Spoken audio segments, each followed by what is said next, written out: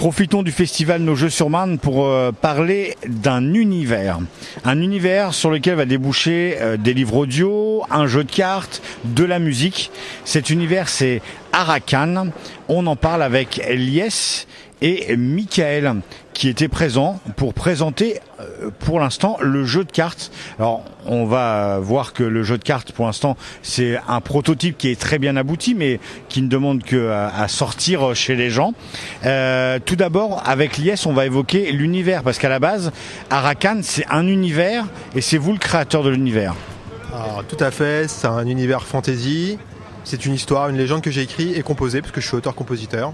Et donc on décline d'abord en livre audio. Et de cet univers fantasy découle un jeu de cartes, puisque dans l'histoire même, on joue aux cartes. Le lien entre le jeu de cartes qu'on vous propose aujourd'hui et l'histoire est très étroit. C'est-à-dire que le jeu est présent dans l'histoire qu'on retrouve dans le livre audio. C'est exactement ça. Dans l'histoire même, on joue aux cartes. C'est un lien très fort, puisque c'est ce qui crée la légende.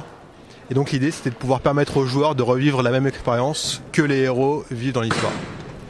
Alors un univers, ça se développe, ça se crée. Vous avez commencé par proposer un livre audio haut de gamme. Est-ce qu'on peut en savoir un peu plus sur ce livre audio ? Alors on a mis un gros effort sur le livre audio parce qu'on voulait proposer même plus qu'un livre audio, c'est un vrai film audio puisque tout est entièrement joué par des comédiens. Il y a une partie de narration, mais il y a un gros travail sur le sound design, un gros travail sur la spatialisation, sur les effets et sur la musique. On est dans un film, et on est même dans un film plus immersif, puisque c'est nous-mêmes qui nous faisons les propres images. Ah oui, donc c'est ça. Quand vous dites on est dans un film, c'est juste qu'on va écouter une histoire être racontée dans des casques. C'est ça, c'est exactement ça, avec vraiment l'impression d'y être. Avec toute la spatialisation qui est spécialement conçue pour l'écoute au casque, pour vraiment vivre l'histoire et donc du coup la rendre encore plus immersive qu'un film, j'ai envie de dire, parce que c'est à nous de nous faire notre propre histoire et notre propre idée. Et d'où là on attaque direct l'imaginaire à plein tube parce que on n'a plus qu'à fermer les yeux, écouter le livre et c'est nous qui nous faisons nos propres images. Mais c'est même notre credo avant d'être créateurs de jeux, créateurs de musique, on essaie d'être avant tout des créateurs de l'imaginaire, essayer de faire rêver les gens, les amener un peu plus loin que là où ils ont l'habitude d'aller. Et donc ça passe par des formats comme le livre film audio presque, puisque c'est un film audio. Et un jeu de cartes qu'on essaie de rendre tout aussi immersif parce que c'est ça le but de notre jeu, c'est d'être hyper immersif. Je rajouterais par rapport à ce que tu parlais tout à l'heure de narration, il n'y a pas que de la narration en fait dans l'histoire, il y a des acteurs qui jouent les rôles. Donc tu as des vrais acteurs. Donc du coup tu vas avoir des vraies scènes où les gens vont avoir des interactions, des dialogues, etc. et de la narration. Donc c'est pas juste comme un livre audio par exemple où voilà, quelqu'un va narrer une histoire. Non, ça va plus loin que ça. Donc tu as vraiment tous les acteurs, des personnages qui vont jouer la sorcière, des mecs qui vont jouer les Tim Elias, les enfants, etc. Donc voilà, tu as tout ça qui est très important, c'est que voilà, tu as vraiment des acteurs qui vont jouer les rôles. Et ça c'est important, c'est ce qui fait aussi la différence dans le film audio. Alors du coup, là sur ce festival Nos Jeux sur Marne, vous venez avec le jeu de cartes qui est presque vraiment, pour l'avoir essayé, qui est abouti. Vous êtes en train de, on va dire, peaufiner les dernières règles.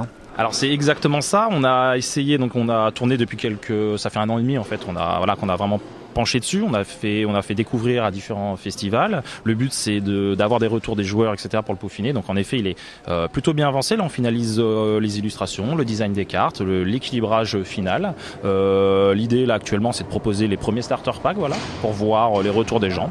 Et voilà, on le finalise au fur et à mesure et j'espère bientôt dans les bacs.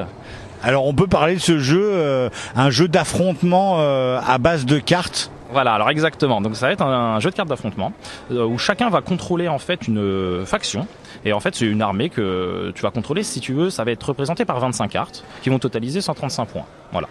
Et dans ton armée, tu vas avoir des créatures, des sorts et des lieux. Voilà. Le but du jeu, à la fin des 10 rounds, en fait, ou des 9 rounds, ça va dépendre, ça sera d'avoir plus de points que ton adversaire sur le champ de bataille. Voilà.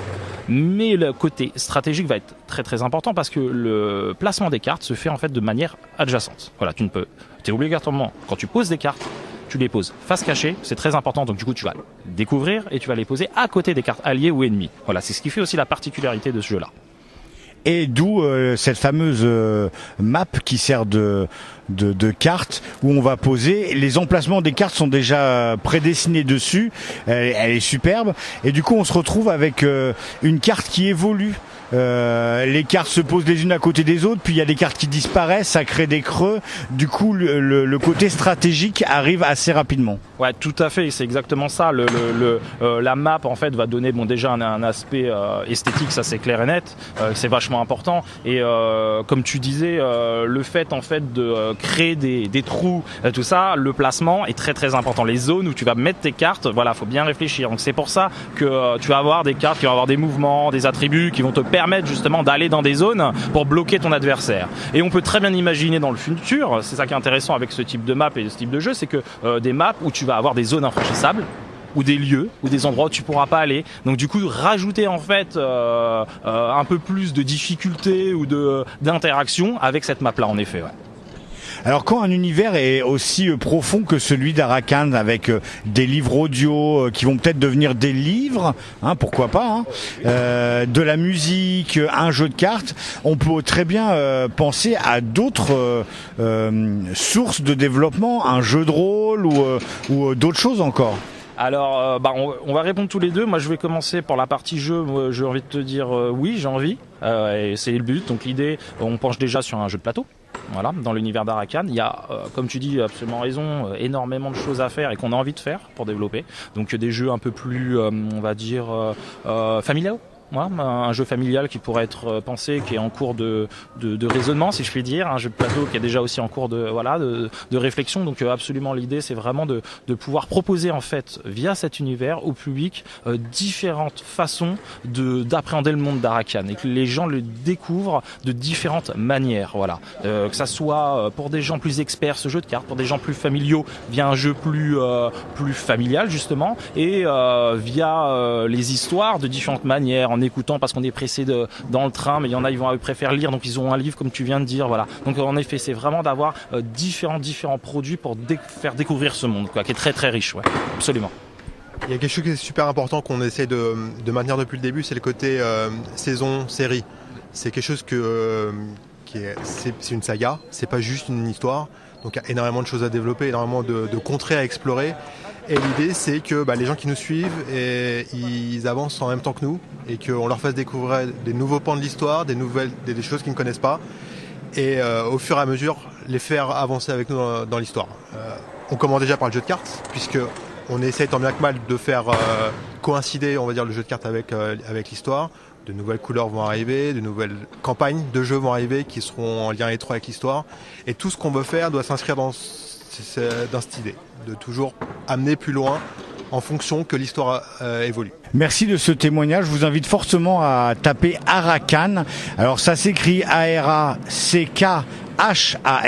Il y a une page Facebook et de la page Facebook, on peut arriver sur le site internet.